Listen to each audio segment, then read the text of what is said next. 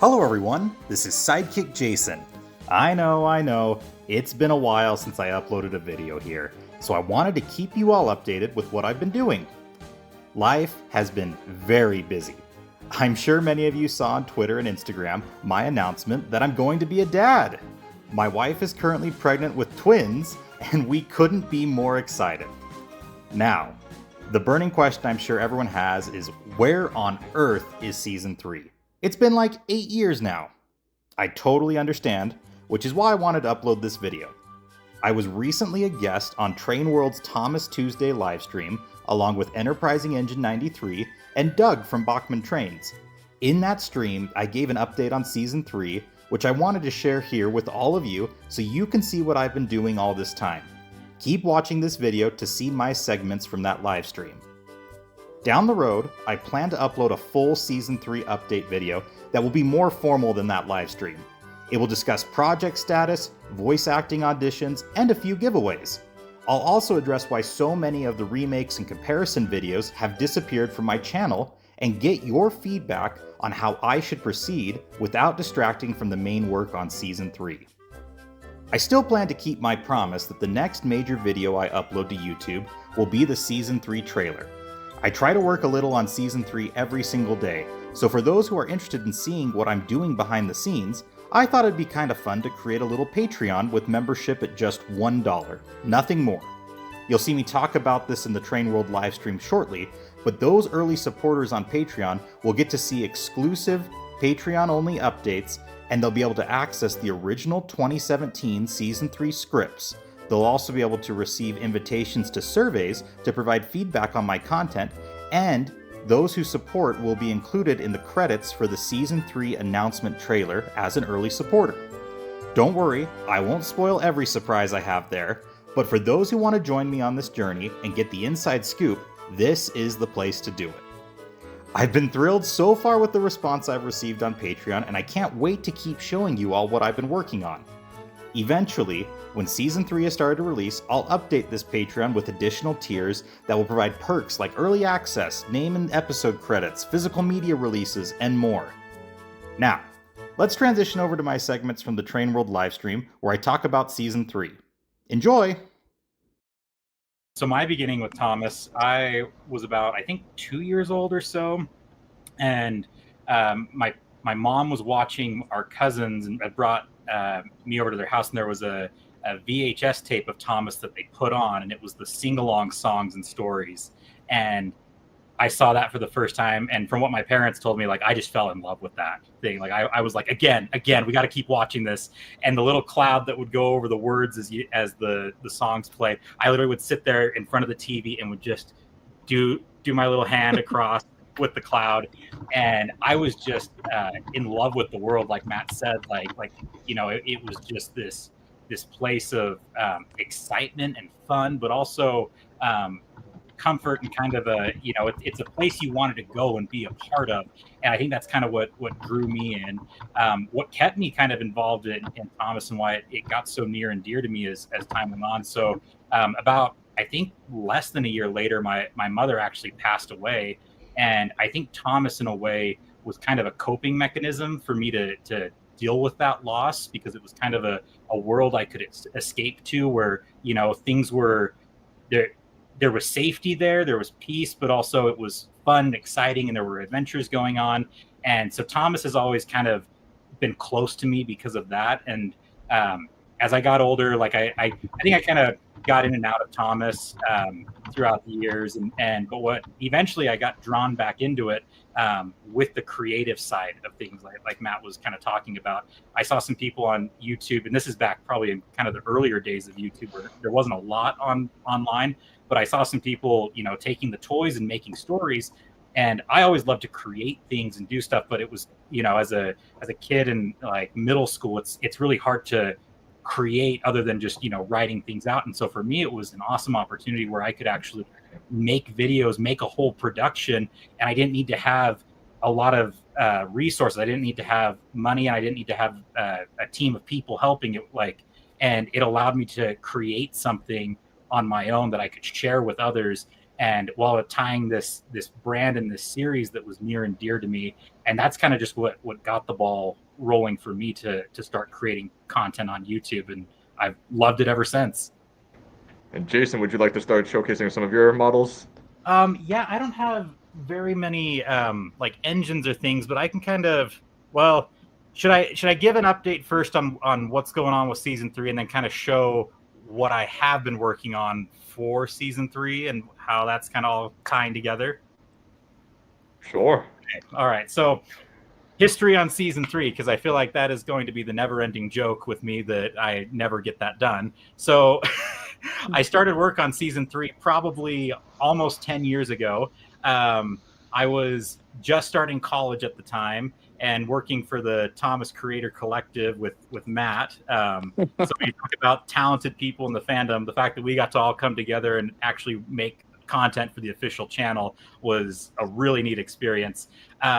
So I wrote out a season 3. I was really excited about it. And in the summer of 2017, I was in the middle of doing business school, but I actually took that summer off. I literally just did Thomas full time, and I filmed like a madman, trying to get as many sets and things together. I also did a lot of remakes and stuff. So I was filming my season 3, but I was also doing remakes on the same sets I was using. So that way I could kind of have some content for my channel to help build it up, but also kind of keep things in the meantime. What ended up happening is I was not able to finish the full list of sets by the end of that summer. And so I was like, okay, well, I was limited, but I could do sections of the remakes. And so I uploaded those over the following like 5 years after that. Because I didn't have access to a film set like this for probably about 5 or 6 years from that point. I ended up graduating college. I ended up getting married and moving to a different state, take my first job out of school, buying a house. And it wasn't until I bought my own house that I was able to actually get all of this back up again. So it took many years to get to that point again, where I finally had a place where I could film. Now, what ended up happening since then is I was getting ready to resume filming, and I got looking at the stories and everything again, and I was like, these are good, but I'm not like in love with them. I'm not passionate about them. Like if I've made people wait this long, and obviously with the time it would take to finish filming, editing, animating, everything, I was kind of like, I think I want to maybe do a reset on this. So that way season 3 is actually me putting my best foot forward at the present. And so with that, I had been looking at my content that I'd filmed from 2017, and I had all sorts of ideas on ways I wanted to improve my visual style and the content itself. And so I started setting that all into motion, because I was like, all right, if I'm going to clear house and do a fresh start, it opens up a lot of opportunities for me to do new things. So over the past 2, almost 3 years on social media, I haven't really posted a lot of updates on season 3 or kind of what's going on with it. I've been pretty quiet about it. And that was intentional, because I kind of want to keep a lot of the surprises from, just so that way it was fun when season 3 is coming out. It's still going to be a ways before I can get there. There's still a lot more that has to be done with it. So we're not quite there yet. But what I have done in the meantime, if people are interested, I have set up a little Patreon where it's just a little $1 subscription, but I'm kind of giving a little behind the scenes access to the whole what I'm doing on the day-to-day that I kind of haven't shared. And I'll show some of these projects here, but there's a whole host of them there in that Patreon. That's going to be kind of my little way of sharing it as I move forward over the next year or so, getting everything made. So let me dive into some of the stuff that I've been working on to kind of show why it's taking a little bit. So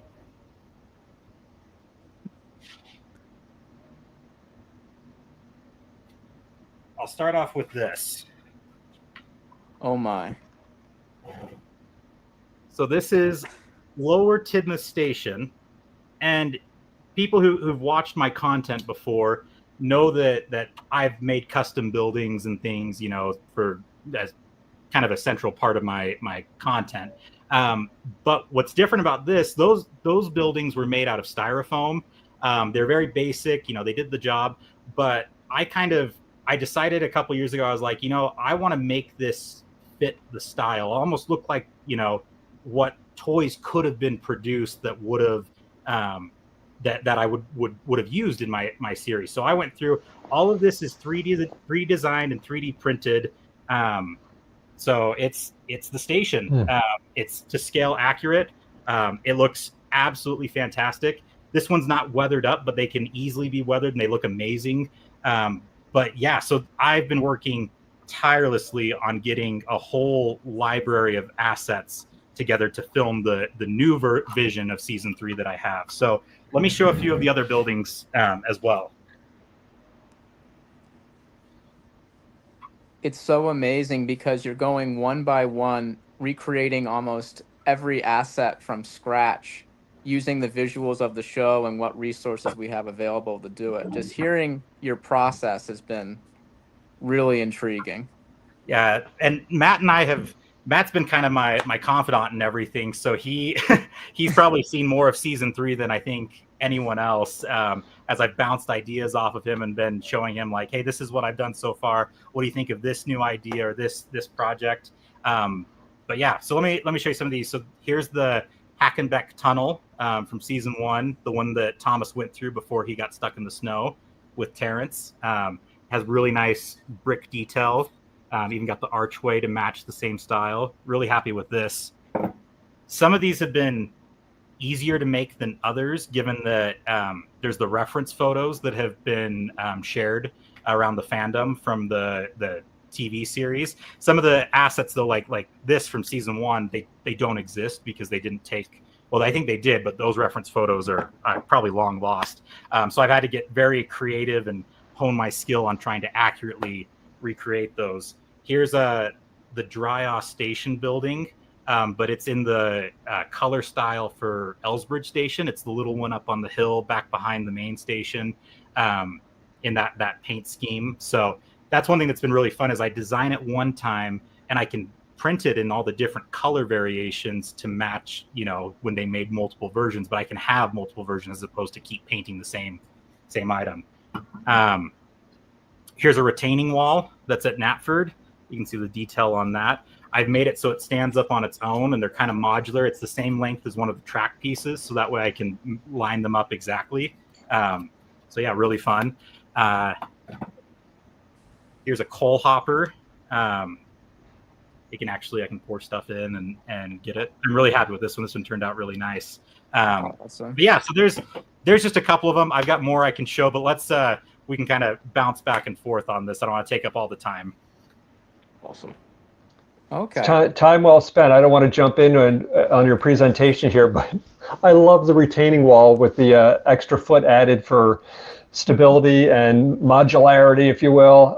Just a great idea. You can just see your mind at work on how to make things work for filming and make things flexible. Awesome job. Those buildings look fantastic. Yeah, they really do look high quality. They look great with HO scale too. I've got my Bachmann Thomas and I put them with them. It's perfect. Excellent. It's great being Jason's confidant because he gives me things to beta test. So I have some of Jason's buildings as well. They're wonderful. If I could order 10, I probably would. But it's been great because he'll design them. He'll print them out. And then sometimes it's not perfect. So he has to go back and make tiny adjustments. Some of the things you're looking at are things that had to be tested and tried and perfected multiple times. And then when they come out, it's amazing how much this looks just like the show and how this can elevate a set so well. And I'm really grateful that Jason has sent me bunkers and water towers and various shed fixtures.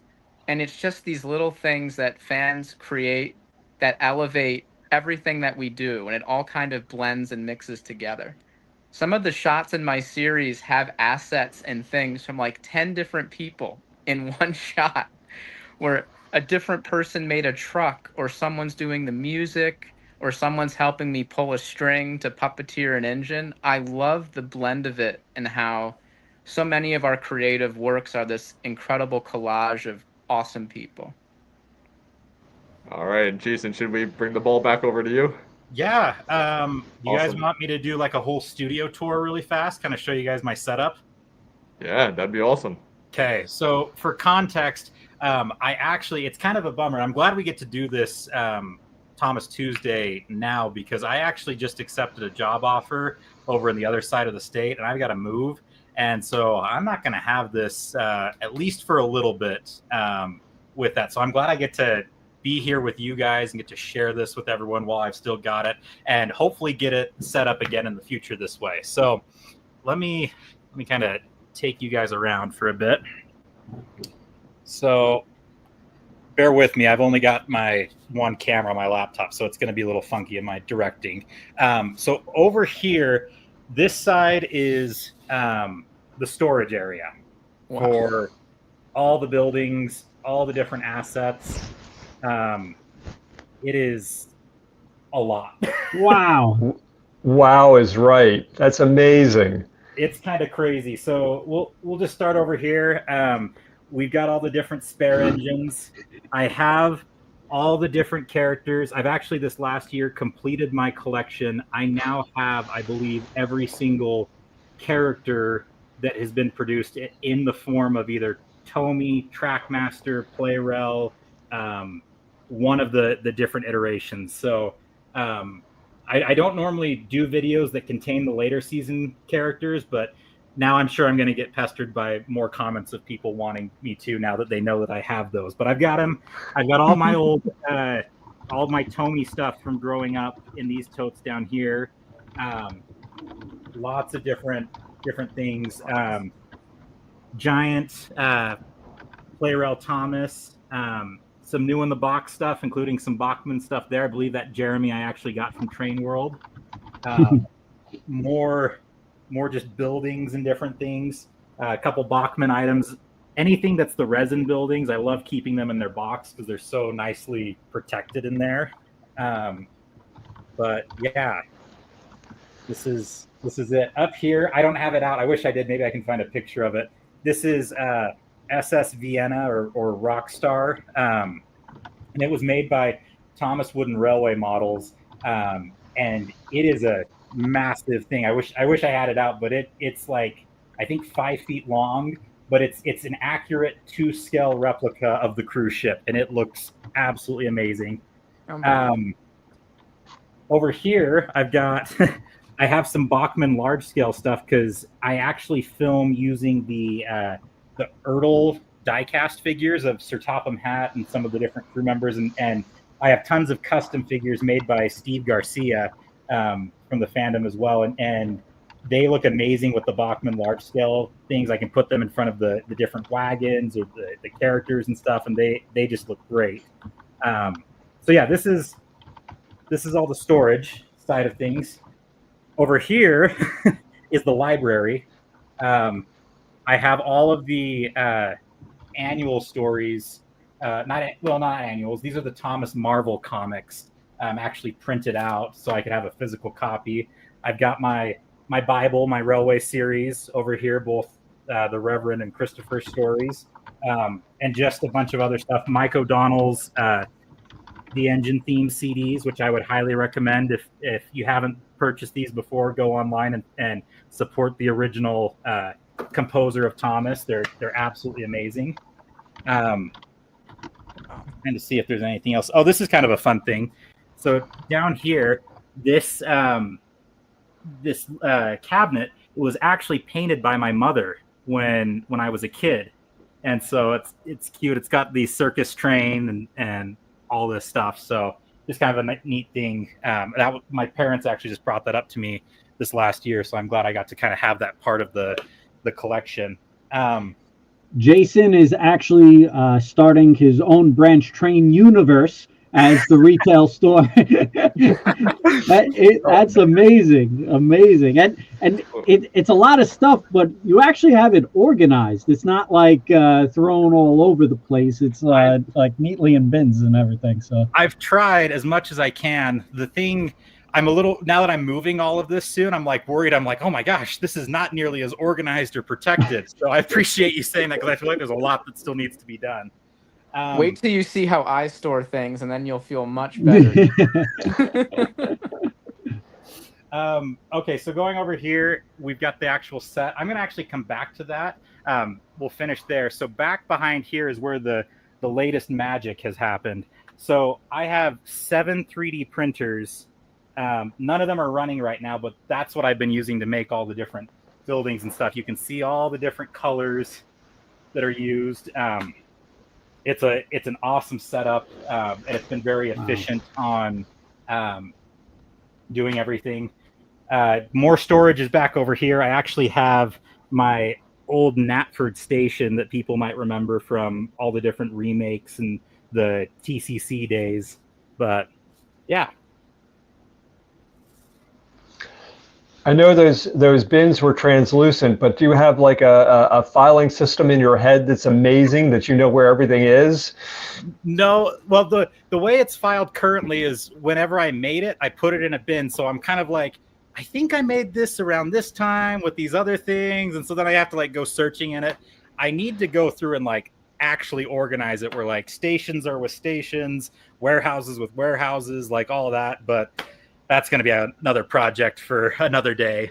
After you move. Yeah.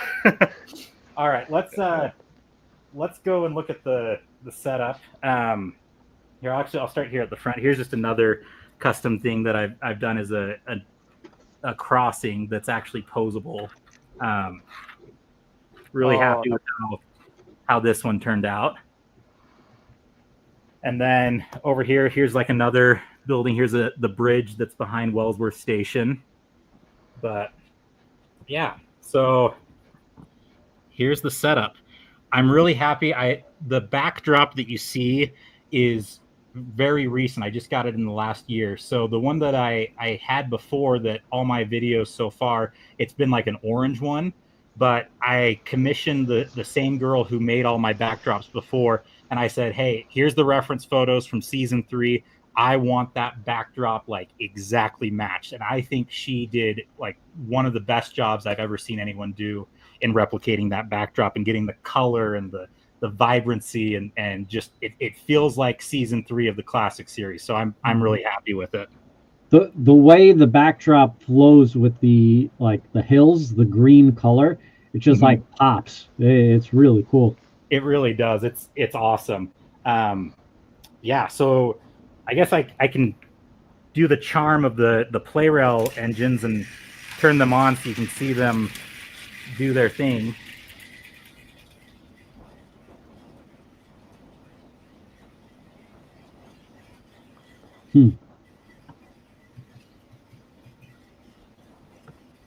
I got to be in here for a week, and this is the premier Thomas fan studio. It has everything. You feel like you are in a true Thomas fan maker space, and what Jason has curated and assembled and what he has been able to just put together to make this it's just unbelievable. Like, you just lose yourself in it when you're in there.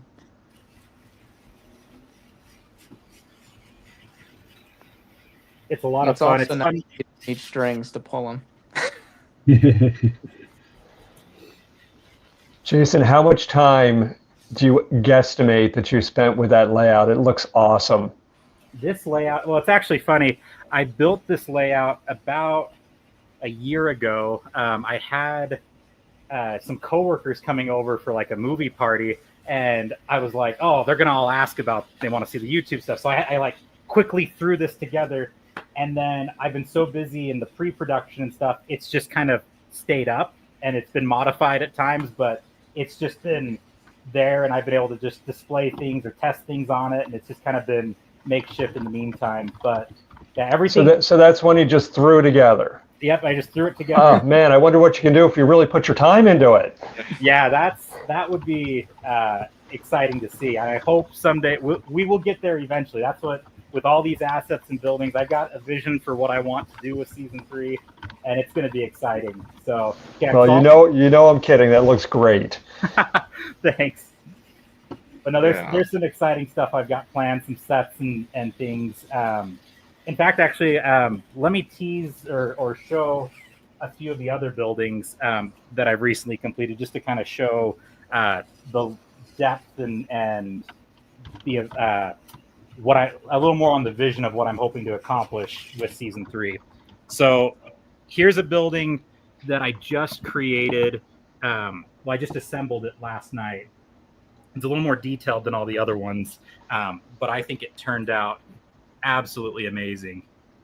So this is the bus depot from season 1, like Birdie's shed, right where they start their great race. So, but yeah. Fantastic. There's that. There's also, I've recently completed, and this is one of the reasons I got really excited about the 3D printing, is all the limitations with the toys, and especially now that it's a lot harder to get the toys, the limitations on what was created by these different vendors. So any Tommi fans out there know that the turntable system for Tommi is awful. They basically made one turntable, and I don't know why they designed it this way, but they put adapters or connectors on it that don't match any of the normal track. And so you have to have this like special piece to connect up to the turntable, and it's a mess. It's not even really that good. So I went through and basically created my own turntable system with it, and it works really well. What's nice about it is I can change the sides of it, but also I can attach a motor here and have it motorized, which I couldn't before, which has got me really excited for filming now, because that was a limitation I had before, is trying to get them to move, in wider shots or in different setups and things. So now I'll have the capability to be able to do that. So, yeah.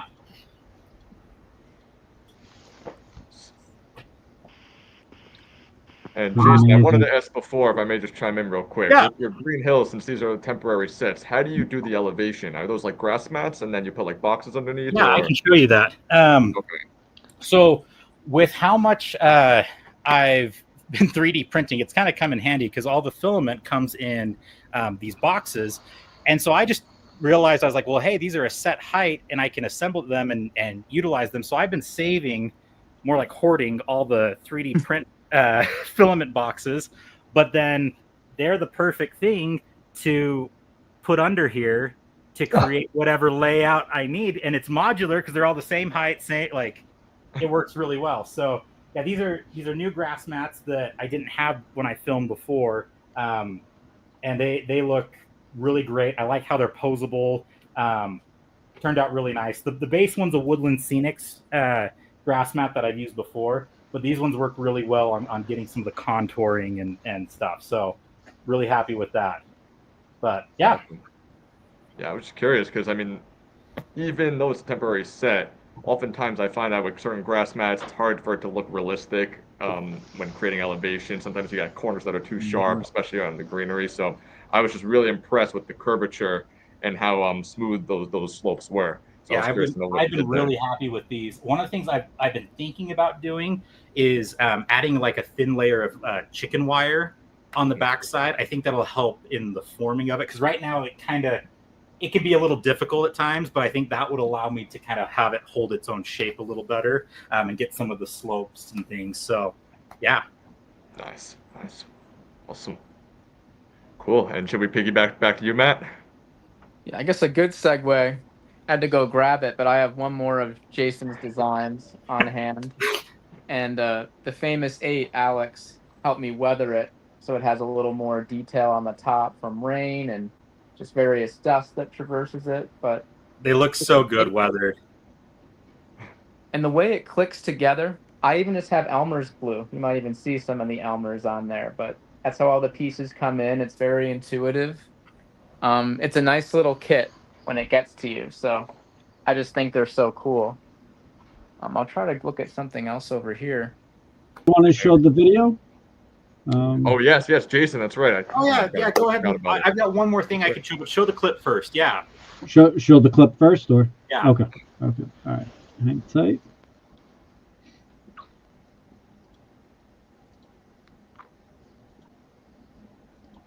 All right.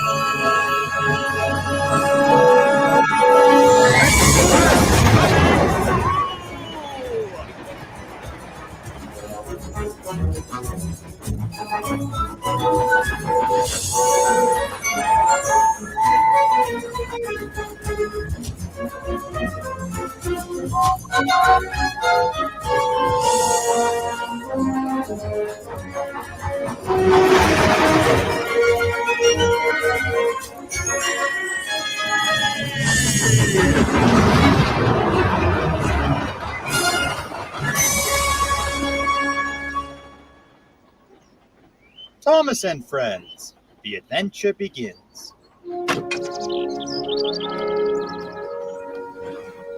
A long time ago, on the island of Sogol, there was a little Probably a good place to stop. northwestern. Very cool. Thank Very you. cool.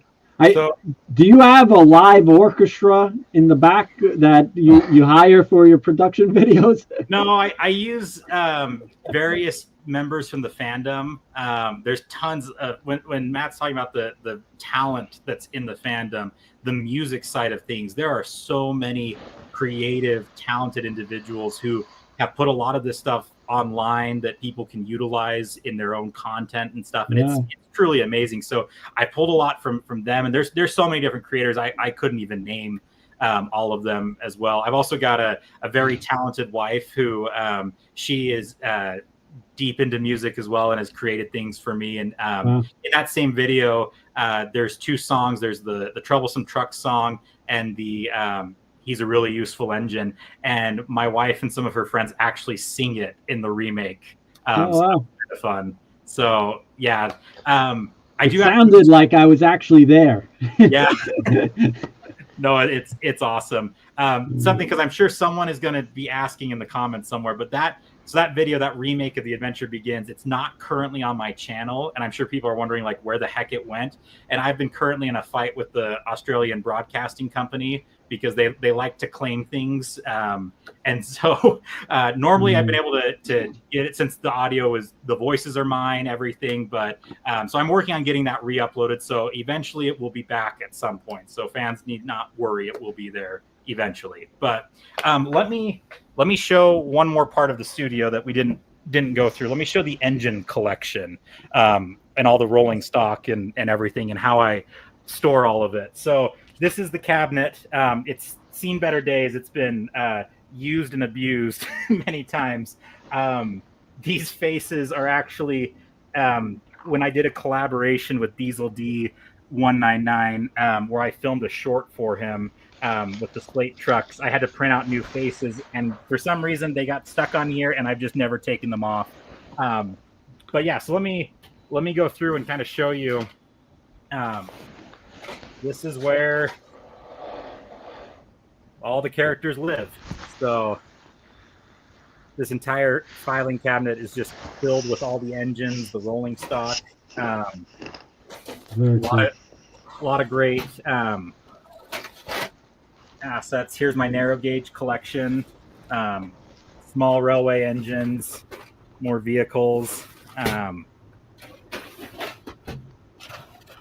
Troublesome trucks, mail vans and cattle cars, tankers, milk, tar, and solar fuel.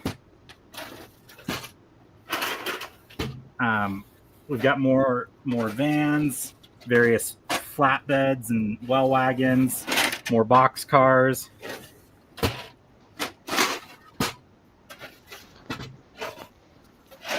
Here's the breakdown train. Some more various wagons, orange coaches, narrow gauge rolling stock, and brake vans. So lots of variety. Down below here, I have all the different cargo loads for the troublesome trucks to take. So there's a lot, but it all lives in here. So yeah. The studio. Just The goes arsenal, to show what really. decades, and it goes to show what decades and decades of collecting can lead to. It's very true. Amazing. Great stuff, All right. Jason. Matt, Thanks. Jason, thank you so much for showcasing all the customs, your passion for the fandom, your passion for Thomas, and just such beautiful, beautiful work altogether, in every single respect possible. Are there any final words you guys would both like to remark before we transition? Just thank you so much for having us. This was awesome. Thank you for letting us share what we've been working on. Just once again, thank you. This has been great. Awesome. Yes, thank you so much. This has been an awesome opportunity. I'm like I said, I'm really glad that I was able to show all of this before I've got to take it all down. So thank you for this opportunity, and it's awesome. I love that you guys do this for the fandom, and it's a fun way to connect with everyone. And I'm very excited for what's about to come next. So Thank you. Guys. Alrighty.